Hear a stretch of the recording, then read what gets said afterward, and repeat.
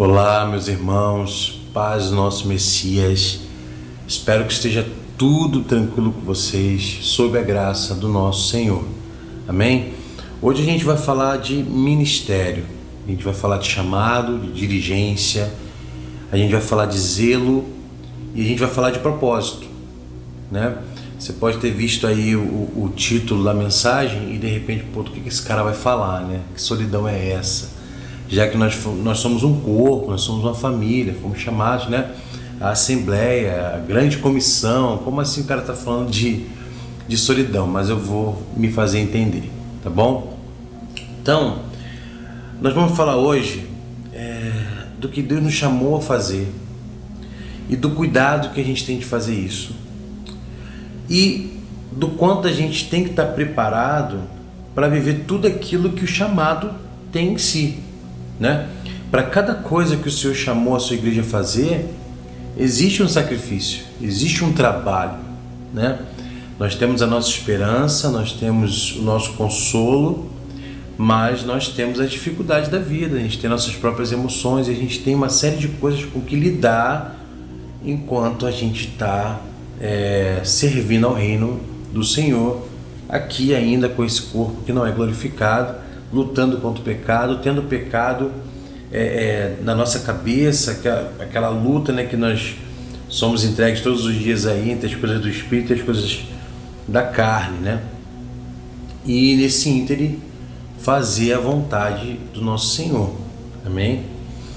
Então, uma coisa interessante de se pensar, e que eu preciso trazer à tona por conta da minha experiência pessoal e de muitas coisas que eu vi enquanto estando em muitos ministérios e ajudando muitas igrejas, é que, cara, às vezes nós somos tão bem intencionados, a gente tem tanta boa vontade de fazer determinada coisa, que a gente se aplica tanto em fazer um monte de coisas, em fazer um monte de serviços, em prestar um monte de serviços para a igreja, para as pessoas que sejam, e a gente não faz o que foi mandado fazer.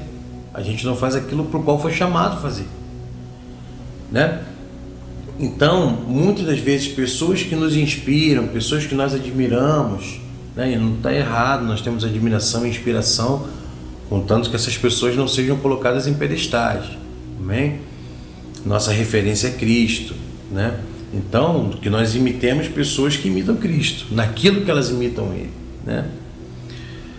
Mas às vezes nós temos essas referências, o que a gente faz? A gente quer ser igual a eles, a gente quer fazer como eles fazem, a gente quer falar como eles falam, a gente quer saber o que eles sabem, e a gente deixa de ser aquilo que Deus mandou a gente ser, que Deus nos chamou a ser. Claro que quando a gente está falando disso, eu estou colocando aqui a nossa breve experiência, a nossa limitada experiência, né? Eu não estou trazendo aqui, obviamente, a visão de Deus que vê tudo, né?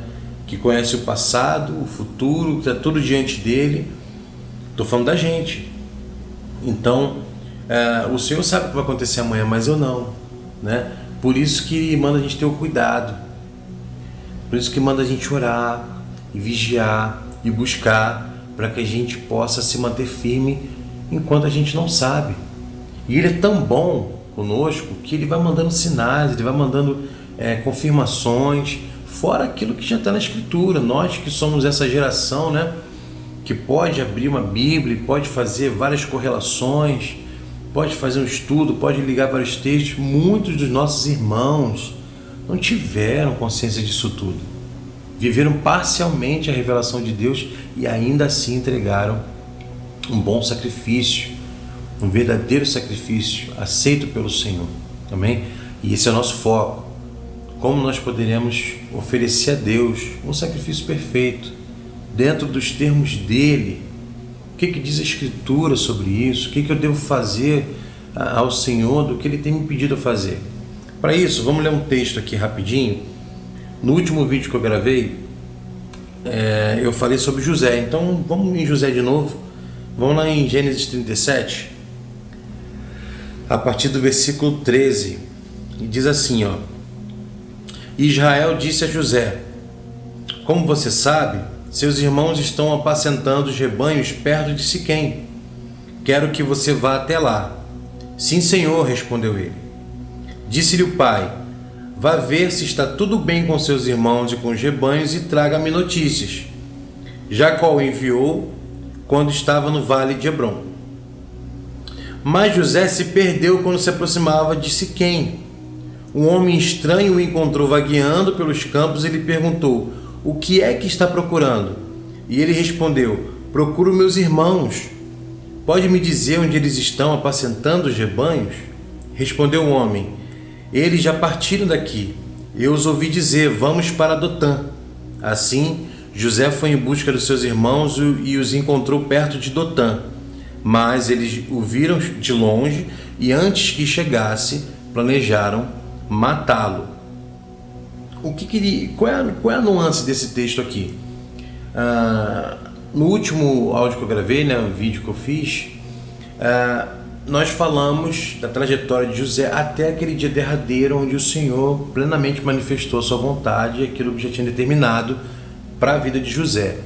Mas qual é o grande detalhe que eu quero trazer para a nossa reflexão aqui hoje?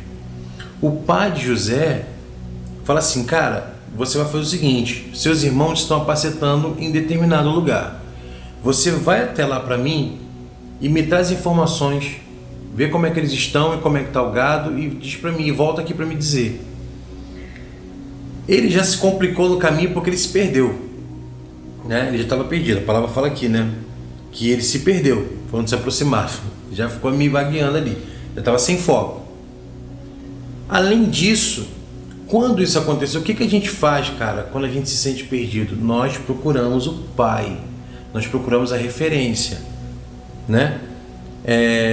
Nós não podemos andar vagueando, nós temos que saber qual é o nosso objetivo, né? E ele tinha um objetivo, só que por algum motivo ele se perde ali. Tudo bem, né? Quem conhece a geografia desses lugares sabe que é meio complicado mesmo. Só que ele chega ao lugar e vem um estranho. Aí ele pergunta, ele pergunta pro estranho, cara. Entende? Aparece um homem ali, ele pergunta: vem cá, você sabe dos meus irmãos, uns caras assim, assados? Tá lá não sei aonde. Tá lá em outro lugar. O pai dele falou o seguinte: você vai até Siquém e vai ver o que eles estão fazendo. Não mandou ele sair procurando se eles estivessem em outro lugar. Você vai até lá e me traz as informações. Se você chegar naquele lugar e eles não estiverem lá, né? Acho que está subentendido que você volta, cara. O pai dele não falou assim: cara, vai caçar teus irmãos. Não foi essa a missão. Ele falou: vai lá e me traz notícias de lá. O que ele faz? Ele dá ouvido ao estranho e vai atrás dos irmãos. E dali para frente você já conhece a história. O que eu quero dizer com isso hoje? José era uma pessoa, era um homem novo, né? Muitas coisas passando ali no coração dele. O Senhor já estava falando com ele, com o pai dele. Ele estava sendo preparado para algo, a gente sabe disso, né? Não é o foco da história, não é o foco do que nós estamos tratando aqui. Mas, cara, às vezes nós temos tanta boa vontade, a gente quer fazer tanta coisa e a gente esquece do básico. Do básico. Ele tinha uma missão básica, ele tinha que fazer algo muito explícito, mas ele decidiu que dava para fazer mais. Dali ele voltava para casa, entende? Pai, fui até Siquém, poxa, até cheguei a me perder ali, mas fui até lá, eles não estavam lá. Acabou, cara. Você cumpriu sua missão, você foi até o lugar e olhou o que estava acontecendo. Não estão lá. Agora ele foi além do que foi pedido para ele, certo? Ele foi além disso, por boa intenção, ou ele ficou com medo, se sentiu sozinho. Eu não sei qual foi o sentimento, que eu não estava lá e eu não sou ele. Mas o que a gente tira pelo texto aqui, que foi uma decisão errada, cara. Porque as consequências dessa decisão que ele tomou foram péssimas. Será que tudo seria diferente se ele dali volta para casa? Entendeu? Pai, não vi meus irmãos, depois os irmãos iam chegar em casa. Nós sabíamos que o destino dele era estar lá no Egito, governando o Egito, para aqueles momentos específicos ali que iam acontecer em seguida. Mas será que precisava vir a escravidão, precisava vir tudo aquilo que ele passou? Será? A gente só pode conjecturar, né? Que tudo isso está no coração de Deus. Nós sabemos que aquilo que Deus profetiza, aquilo que Deus confirma, aquilo vai acontecer, cara, não adianta, sabe? Não é como você chegar nesses cultos emocionais, vamos lá e declara e faz, porque a gente sabe que não é assim que funciona, sabe? Deus não é emocional, ele não funciona conforme a sua vontade, ele tem a sua soberana vontade. E quando ele decreta algo, meu irmão, está decretado, cara, você pode fugir daquilo. Nós temos vários exemplos na Bíblia. Esses testemunhos bíblicos para a gente saber como nós devemos atuar dentro dessa gama maravilhosa que é o ministério de Deus para a nossa vida. Então nós olhamos para todas essas pessoas que cometeram erros, mas que também fizeram tantas coisas certas, tantas coisas boas, para nós observarmos qual é o modelo do Senhor. Ele oferece um modelo para a gente e fala, isso aqui é aceitável. A gente não pode fugir disso. Não tem algo novo, tá? Nós vivemos numa nova aliança, sim, e Cristo, para cumprir, para trazer essa nova aliança, para consumar, né, aquilo que tinha sido estabelecido, ele cumpriu tudo que o Senhor tinha estabelecido. E ele fala que não se tira uma nota dali. Por quê? Porque aquilo levava a gente a esse entendimento, era uma sombra. Cada coisa que veio acontecendo foi tornando o futuro mais possível de ser visto. Então, assim, se você pegar uma empresa agora e começar do nada, você vai ter poucos equipamentos, mas daqui a pouco você começa com as poucas coisas que você tem, você começa a vislumbrar como seria tendo uma coisa melhor. Por exemplo, eu estou aqui agora gravando. Eu não estou com um computador tão potente, não tenho os melhores equipamentos para fazer a gravação, mas eu já imagino como seria, caramba, se eu tivesse tal microfone, se eu tivesse tal câmera, se eu tivesse tal processador, se eu conseguisse usar tal plugin. Eu consigo ter uma imaginação, né? Quem entende um pouco de gravação e tal, sabe do que eu estou falando. Então, assim, nós, por tudo que vem acontecendo, a gente consegue ter um vislumbre. Caramba, se isso aqui era sombra, então quer dizer que quando se manifestar vai ser maior ainda. Entendeu? Então, para isso que a gente olha para esses exemplos, para que a gente possa entender que o Senhor estava desde o início dando o modelo para a gente. Há um modelo aceitável, não é flexível, entende? Então Deus tá falando com a gente nessa oportunidade o seguinte, cara, eu tenho enviado você para algo. Para de querer botar coisas que não é para botar, cara. Trazer cargas para essa viagem que não é para você carregar contigo. E nem também tira aquilo que é necessário se levar. Você tem que fazer aquilo que Deus mandou fazer. Existe uma coisa poderosíssima chamada obediência. Vamos aqui lá em 1 Samuel. Aqui tá live stream aqui, tô abrindo a Bíblia aqui na hora. 1 Samuel 15, 22. Olha só que a palavra nos fala, ó. Samuel, porém, respondeu: acaso tem o Senhor tanto prazer em holocausto e em sacrifício, quanto em que se obedeça a sua palavra? A obediência é melhor do que o sacrifício, e a submissão é melhor do que a gordura de carneiros. Cara, essa é a chave. Porque quando a gente fala de obediência, gente, não é fazer aquilo que eu entendi que é para fazer. É fazer aquilo que foi mandado fazer. Isso é obedecer. Quando eu fiz o seminário, né, cara, a primeira aula que foram me dar, falaram assim, ó, o pastor, a liderança, o que ele mandar, mesmo se tiver errado, você faz. E depois, cara, quem vai dar conta vai ser... Tu tá doido, não é assim que funciona. Isso não é obediência, cara. Isso é cumplicidade no erro. Isso não é obediência. Se eu entendi que alguma coisa não é bíblica, se eu entendi que aquilo está fora do padrão de Deus, eu posso muito bem ir lá e fazer um julgamento disso. Ó, não vou fazer porque a Bíblia fala o contrário disso. Agora, é diferente de ser pedido alguma coisa para você que você não quer fazer. Aí é diferente. Então você tem que se submeter à autoridade. Amém? Dentro da palavra de Deus.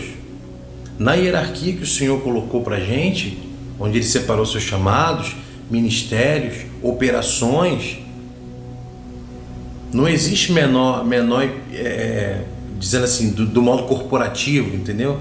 Menor cargo, maior cargo. Não, cada um tem o seu lugar, cara. Existe uma excelência naquilo que Deus colocou pra gente, entende? Existe uma primazia da parte do Senhor em organizar todo o seu corpo, em dar destino para tudo aquilo que Ele separou, amém? E Ele nos colocou no meio disso. Isso é tão grandioso, sabe?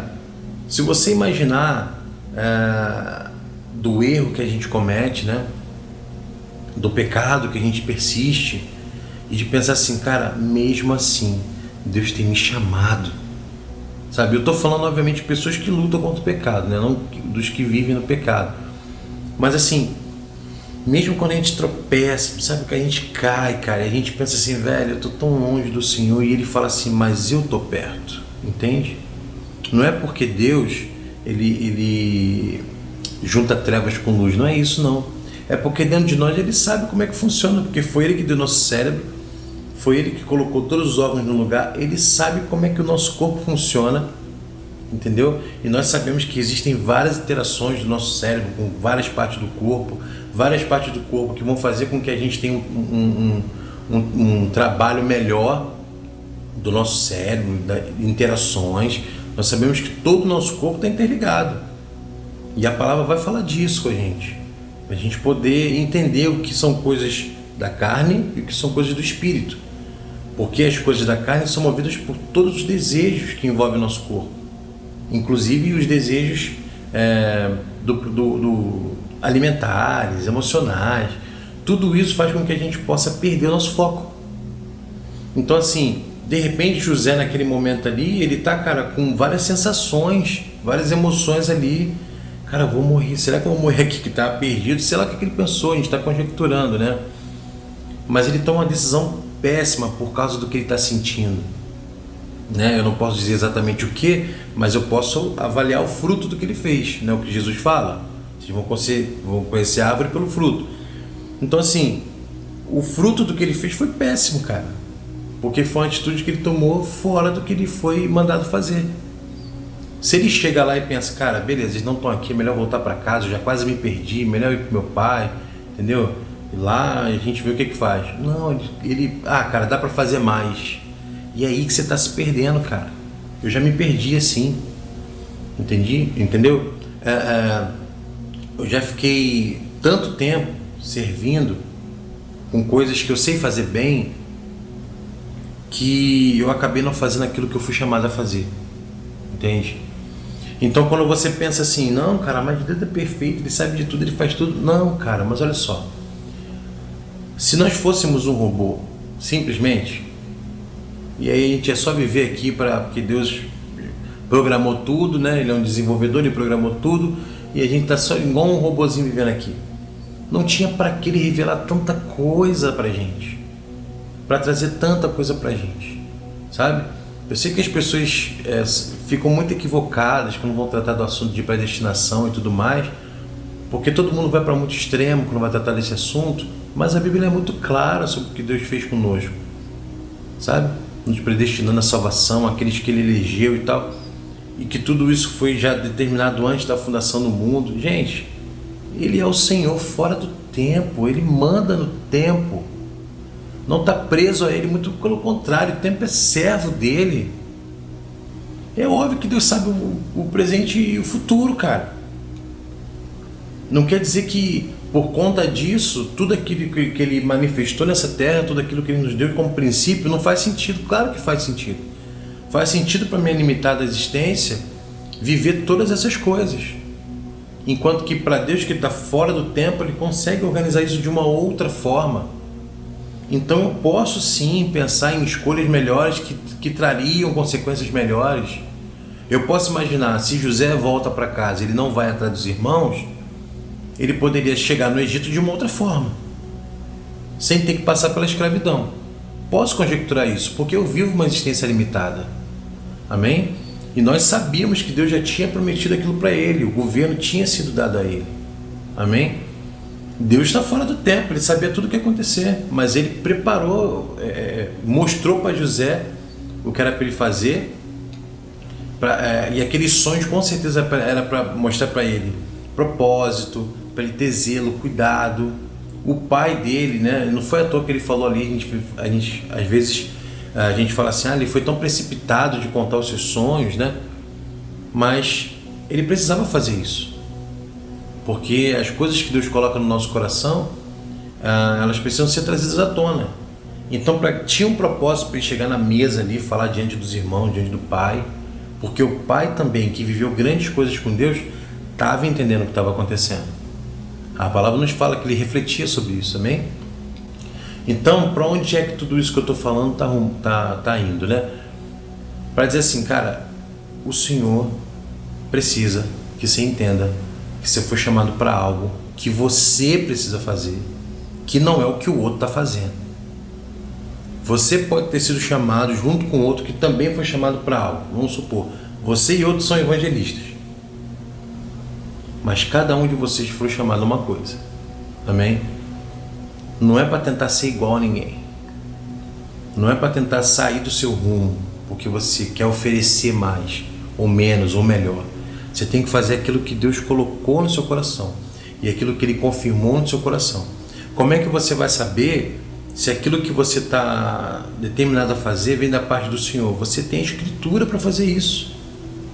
Uma espada que vai cortar no teu íntimo e separar as coisas que são do seu corpo, da sua vontade, e as coisas que vêm da parte do Espírito de Deus. Igual a gente está fazendo aqui, a gente está olhando um exemplo bíblico. A gente poderia usar outros exemplos bíblicos aqui para ir para essa parte da obediência. Mas eu estou trazendo aqui uma coisa ainda mais profunda do que só obedecer, mas fazer aquilo que o Senhor mandou. Porque às vezes, olha só, você precisa ir lá e pregar a palavra. É qualquer palavra? Não, cara, aquela que o Senhor te inspirar a pregar. Você vai lá e vai pregar aquelas pessoas ali. É de qualquer jeito? Não, você vai quando Deus manda você ir, né? Por quê? Porque quem convence o homem do pecado é o Espírito de Deus, amém? Mas que nós tenhamos a palavra, que nós estejamos prontos para produzir para o reino de Deus, tudo bem? Então assim, vamos aqui em Romanos 5. Aí que eu estou abrindo agora também, Romanos 5, vamos ler aqui o 19, diz assim, logo, assim como por meio da desobediência de um só homem muitos foram feitos pecadores, assim também por meio da obediência de um único homem muitos serão feitos justos. Olha que coisa linda, obediência é a chave, né? A chave para a gente poder cumprir bem o nosso papel, é a chave para a gente se entregar plenamente, né, ao propósito de Deus para nossa vida, porque quando nós somos obedientes, nós somos submissos, amém? Então não tem muito como você pensar assim, cara, Deus quer isso, mas cara, eu vou fazer aquilo. Não existe isso. Ou nós cumprimos a vontade de Deus ou não. E aí você me pergunta agora, cara, beleza, você me falou sobre obediência, você me trouxe o exemplo de José, você falou de outras passagens bíblicas, você está falando, beleza, de eu não tentar cumprir o papel de outro, entender como cumprir meu papel, beleza, eu acho que isso ficou claro, né? Que foi trazido até aqui agora. Mas por que você colocou o título da mensagem de A Solidão do Ministério? E aqui eu vou trazer uma experiência pessoal para vocês do que aconteceu comigo. Isso não aconteceu uma vez só, mas dessa vez o Senhor me revelou por que acontece. Claro que a palavra já tinha isso, mostrando vários testemunhos disso.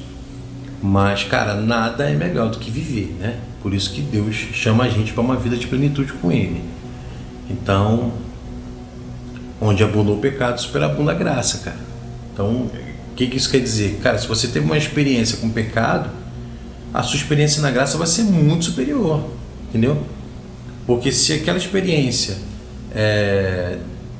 que te destruía, né, que te diminuía, que te limitava, te levou a algum nível de satisfação, de consternação que seja, na graça, meu irmão, isso vai ser produzido de maneira superabundante, porque aí você vai ter acesso às coisas do Espírito. Amém? Então isso não aconteceu comigo uma vez, nem duas, foram algumas vezes. E eu cheguei já a ficar assim, cara, me sentindo mal, me sentindo culpado, ou fazendo perguntas assim, cara, será que eu sou uma pessoa ruim? Uma pessoa ruim de ter perto e tudo mais. Por quê?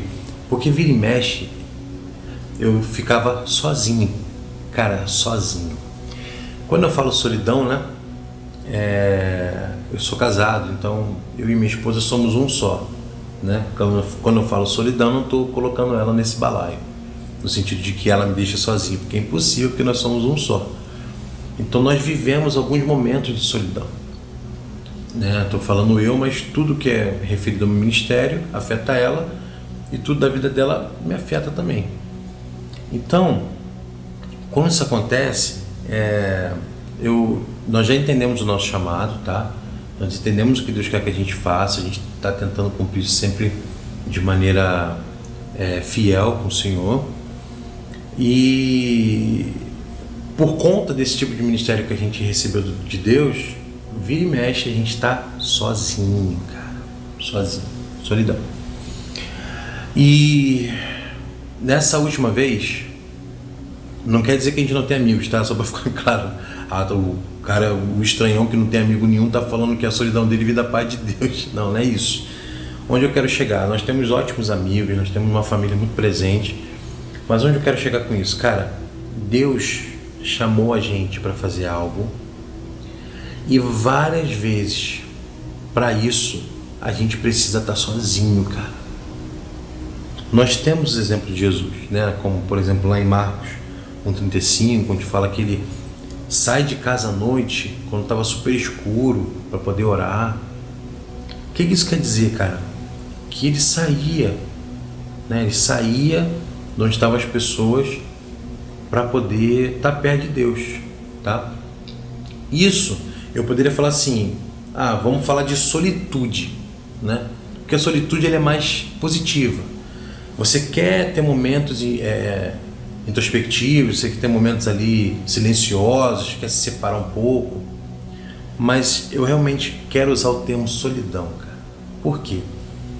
Porque por mais que você esteja inserido, né, dentro de um contexto, você foi chamado para algo específico, que Deus trabalha só contigo, que Deus fala só contigo. E por mais que você tente dividir isso com as pessoas, elas não entendem e muitas das vezes não valorizam. Esse não é um exemplo só meu, tem muito disso na Bíblia, Jesus passou por isso. Então ele fala, eu vim para os meus, mas os meus me rejeitaram, entendeu? A gente pega, por exemplo, a vida de Jeremias, né? Pô, cara, parecia uma vida muito triste, né? Só que ele cumpriu um ministério muito poderoso. Ele viveu uma vida de obediência ao Senhor de uma forma muito, muito hard, né? Ele fez isso de uma forma, no modo hard, vamos dizer assim. Então, eu estou vivendo um desses momentos de solidão, onde você se vê sozinho, assim. Mesmo, às vezes é triste, às vezes é doloroso, porque Deus tem que te levar a um lugar onde só Ele te encontra. Então, quando você tem uma perspectiva humana disso, você fica assim, cara, que triste, que silencioso aqui. Mas quando Deus se revela, né, e a manifestação dele toma a sua vida, você entende que bom que eu estou aqui para experimentar isso de Deus. Foi um banquete que Ele deu só para você. Ele te chamou como se fosse num jantar especial. É você e Ele na mesa, e Ele coloca diante de você o alimento. Fala assim, cara, come disso aqui, porque isso aqui é para a sua vida. Isso aqui não é para ser dividido, isso aqui não vai ser encontrado em qualquer lugar. Amém? Espero que vocês estejam entendendo onde eu quero chegar. Então, quando chegou a virada do ano, a gente estava passando um problema muito grande, né? E aí a gente não estava em casa, e era um problema, cara, eu não vou entrar em detalhes aqui, eu acho que é desnecessário, mas era um problema que só o Senhor intervindo a gente conseguiria resolver. Não tinha jeito. Era fé mesmo, a gente tinha que ter fé. Só o Senhor podia fazer algo por nós, né? A gente não estava em casa, eu cheguei para minha esposa e falei, cara, vamos para casa, né? A gente estava na casa dos familiares, falei, vamos para casa, vamos lá para nossa Jerusalém, para a gente poder lá ver o que a gente precisa fazer, né? Quem conhece a história de Neemias sabe do que eu estou falando. Não adianta, tem coisa que não dá para resolver remotamente, meu irmão. Você tem que sair de onde você está e voltar para o seu lar, e voltar para sua casa. É lá que se resolve. E aí nós voltamos para casa, né? Tipo, perto da virada do ano. E aí teve o dia da virada do ano. Pra gente foi um dia muito comum, assim, né? A gente até tinha algum planejamento de fazer um jantar. Eu sei que é uma coisa que causa muita polêmica, né? Chega essas datas de Natal, final do ano, eu sei que gera muita polêmica, né? Na minha cabeça isso é muito simples, tá? Até do ponto de vista bíblico. Cara, você faz se você quiser, se você não faz, eu acho que está muito claro, né? Que essas datas são datas que reverenciam outras entidades, que não é o nosso Deus soberano. A gente vive num mundo que faz isso o tempo inteiro, porém nós estamos nesse mundo, cara. Se você tiver a oportunidade de no Natal reunir com a sua família, esteja com elas, cara. Entendeu? É só você não dar louvor a Deus pagão nenhum, entendeu? É o meu ponto de vista, né? Você pode estar... cara, eu discordo com você. Se você for lá na tua família, tiver uma árvore lá, o capeta tá lá. Aí é contigo, você pensa o que você quiser. Do meu ponto de vista, eu penso que a vida é urgente. Jesus mandou a gente viver cada dia, porque cada dia tem o seu mal. Nós não sabemos o que vem amanhã, entendeu? E toda oportunidade que eu tiver de abraçar minha família, de estar junto com eles, inclusive testemunhando o que Deus tem feito em mim, eu vou aproveitar, cara. Entendeu? Cada um faz conforme Deus colocar no seu coração. Então a gente voltou para casa, estava um dia muito comum, e aí a gente acabou dormindo cedo, assim, as crianças, minha esposa dormiu cedo, a gente não fez nada que seria assim, especial, vamos dizer assim, vocês estão entendendo o que eu quero dizer, né? E aí eu vim pro quarto, vim aqui pro escritório e fiquei assim, pensando com o Senhor, fiquei falando com o Senhor, caramba, tinha planejado fazer uma coisa melhor, não pensei que seria assim, triste, né? Pensei, do meu ponto de vista, né? Triste e tal. E aí o Senhor, cara, falou comigo poderosamente, assim. Eu sei que esses jargões, assim, né? Esse crentez, né? Mas só quem vive experiência com Deus sabe o que eu quero falar. Cara, Deus se manifestou e falou comigo. Sim, hoje é só mais um dia. Profundo, cara, que Deus falou comigo. E ele falou assim, hoje é só mais um dia. Ninguém tem motivo para comemorar. Não é dia de festa. Meu Deus. Ele falou comigo, bota o pé no chão, cara. Porque é assim que se vive o Evangelho, bota o pé no chão. Prega uma palavra de arrependimento. Fala para as pessoas do que eu tenho colocado no teu coração. Porque não tem nada para se comemorar. Você quer um motivo para ser grato? Vai até o quarto e vê o que eu te dei. E traz para as pessoas uma palavra de arrependimento. E eu fiz o que o Senhor mandou. Eu saí aqui do escritório, eu andei até o quarto. É uma coisa que eu faço rotineiramente. Mas nesse dia teve muito significado.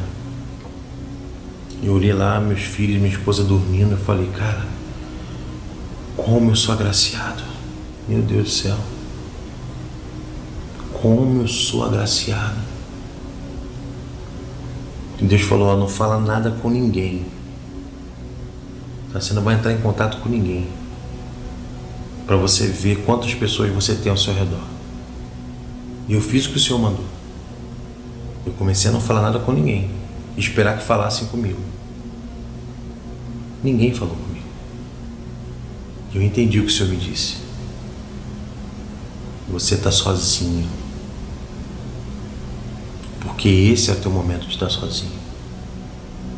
Ninguém está entendendo o que está acontecendo com você. Ninguém sabe o que eu separei para você. Você está sozinho. Então aproveita a oportunidade e gera fruto.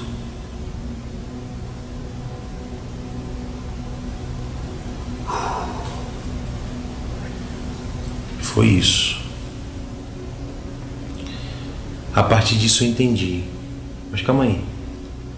Congregar não é necessário? Sim. Eu congrego em Cristo, óbvio. Mas tem aquelas coisas para qual Deus te separou, cara. E ninguém vai entender, velho. Eu sei que parece papo de coach, mas não é, não. É bíblico. É bíblico. Você vê que poucas pessoas, num cenário onde tem várias pessoas, Deus chama um ou outro para gerar um contexto. Ou eu estou mentindo? Sempre que nós olhamos para um episódio, nós vamos pensar em Êxodo. No Êxodo de Israel, nós temos os personagens que Deus chamou.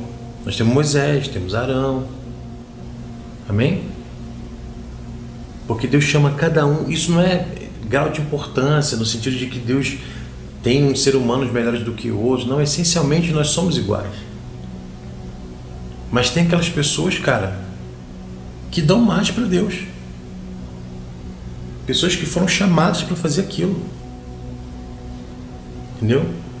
E um pecado quase que nunca confessado que nós temos é a inveja, cara. Queria estar naquele lugar. Só que a maioria das pessoas que invejam as outras onde elas estão não entregam o que elas entregaram. Eu entendi isso do Senhor. O que eu preciso, onde eu preciso estar, o sacrifício que eu entrego precisa ser de igual medida. Por isso que os discípulos foram expulsar aqueles demônios e não conseguiram, cara. Acharam que o nome de Jesus era um amuleto, que eles podiam se apegar. É só falar o nome de Jesus. Você está achando que só ter essa Bíblia aberta na tua sala tu vai ser abençoado? Não é disso que não é assim que funciona, cara. Sabe, a bênção do Senhor recai sobre aquele que o serve, que o obedece. Sabe, não daqueles que cumprem papel diante das pessoas, mas no fundo estão estragados, estão mortos. É melhor uma pessoa digna de confessar seus pecados, entendeu? De falar, cara, eu sou insuficiente, eu já tive tanta gente que caminhou comigo, eu já fui uma dessas pessoas. Eu já tive a oportunidade de me sentir rejeitado por Deus. Na minha juventude, eu senti isso. Não tive ninguém para me abraçar, cara. Sabe o que eu pensei? Eu pensei, isso aqui não é para mim.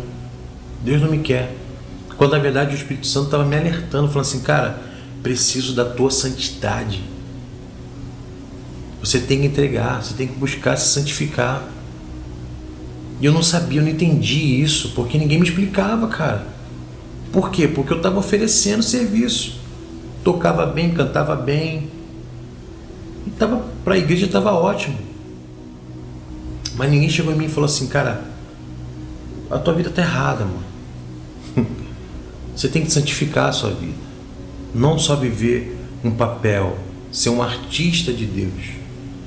Não no sentido de artista que produz arte no sentido de mídia e tal, mas assim, um artista é aquele cara que fica vivendo um papel. Está muito além disso, é muito mais profundo do que isso. Então essa é a solidão que eu estou falando. Às vezes é triste assim, cara. Às vezes eu queria ter alguém para poder falar, para poder dividir as coisas que o Senhor tem colocado no meu coração. Mas a grande verdade é que não tem. Não nesse momento. São vários momentos, né? A gente vive momentos, dispensações. O Senhor não tem as suas dispensações? Isso existe na nossa vida também. Então, cada dispensação que o Senhor coloca, a gente tem que aproveitar da melhor maneira. Eu já tive em várias situações ministeriais, com pouca gente, com muita gente, com muito recurso, com pouco recurso. E eu sinto no meu coração que eu aproveitei muito de cada coisa. Depois, obviamente, que eu realmente entendi o que era o Evangelho, que eu realmente me voltei para a palavra, me arrependi dos meus pecados e dali para frente comecei a lutar por santidade. Então assim, vivi muitos momentos em que eu tive que aproveitar com o melhor possível, mesmo passando dificuldade ou coisas ruins, Quem conhece um pouco da minha história sabe, né, que a gente enfrentou coisas muito pesadas. E a gente está aqui, cara, glorificando o nome do Eterno, entende? Tudo o que Ele nos chama a fazer é para a honra dEle, cara. E com certeza, tudo que Deus manda a gente fazer nos redime, nos melhora, nos liberta, porque é verdade que liberta. Amém? Então essa palavra de solidão é para você saber que, cara, tem vezes que você está sozinho. É sozinho, na caverna, meu irmão. Sabe? Às vezes porque a gente está com medo mesmo. Tem vários motivos que o Senhor vai tratar contigo, várias razões, vários contextos, sabe? Mas mesmo que nós estejamos nessa solidão do ministério, onde Deus está nos preparando para algo, deixando a gente separado para algo, saibamos que não estamos sozinhos, que nossas dores são comuns, né? Todos nós que estamos tentando levantar a voz do Senhor, estamos sendo trombetas para o Senhor, para esse momento final, né? Onde se desencadeia tantas coisas, está tudo se desenrolando diante de nós. Então todos nós que estamos pegando esse nosso chamado e erguendo, arvorando, né, o símbolo do Senhor, do seu santo evangelho, entendeu? Vivendo na prática o amor, a comunhão. Não adianta só falar de todas as belezas bíblicas, de todas as coisas tão intrínsecas que tem na revelação do Senhor, mas de fato praticar o amor, cara, o perdão, não criar clubes, não criar nichos, mas viver essencialmente a palavra do Senhor. Para todos nós está difícil, né? O mundo inteiro quer cair sobre nós, óbvio que quer. E é muito ruim se sentir sozinho, né? Mas tem horas que vai ser necessário estar só. E de certa forma vai ser até necessário sofrer com isso. Porque é sofrendo que a gente dá valor às outras coisas, né? Porque esse sofrimento vai gerar em nós outras coisas. Amém? Que vão nos fazer crescer, que vão nos fazer florescer. E é sobre isso essa palavra.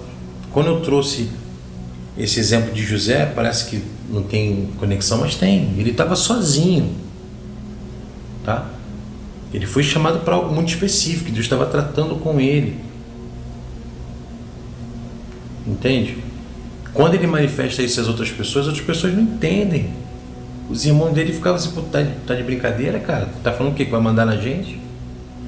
Eles não sabiam, não faziam ideia do que Deus estava falando. Esse cara aqui, o governo dele, que eu coloquei na mão dele, é que vai fazer com que você não passe fome. Sabe? Que a sua descendência não morra. Ninguém sabia disso. Sabe? E ele coloca aquilo na mesa, mas era só sobre ele estava sozinho. Entende? Tanto que ele fica sozinho. Ele é vendido, ele como escravo e tal. E ele vive aquela vida solitária, cara. Até que o Senhor, né, vai manifestando outras coisas para ele. Ele cai, né? Da raiz dele veio Manassés e Efraim, né? Para quem entende aí a revelação das duas casas de Israel, entende o que foi colocado ali em Efraim por Israel, né? Colocado nele. A gente sabe coisa linda que acontece dessa história, né? Revelações profundíssimas que tem aplicações na nossa vida de maneiras profundíssimas, maravilhosas, entendeu? É muito lindo ver o que Deus tem feito ao longo do tempo. Então, cara, viva a sua solidão se Deus te chamou a estar só agora. Viva isso. Porque com certeza vai se revelar aquilo que é pleno do Senhor para a sua vida. E aquilo que do Senhor para a sua vida com certeza vai atingir a sua comunidade. Onde você serve, onde você se reúne com seus irmãos, a sua família principalmente. Entende? O que Deus está falando contigo? Tem a hora de estar só. Tem a hora de sofrer sozinho, de sentir sozinho. Mas também tem aquela porção que só você recebe, cara, da parte do Senhor, para você ajudar a igreja a cumprir o papel dela. Bom, é tudo sobre isso, é tudo sobre Cristo, é tudo sobre servir. Quem quiser ser grande no reino de Deus, que sirva a todos, que seja o último, entendeu?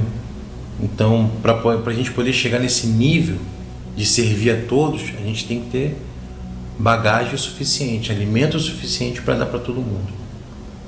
Amém? E se o Senhor tem te chamado a isso, atenda ao chamado, faça conforme Ele pediu.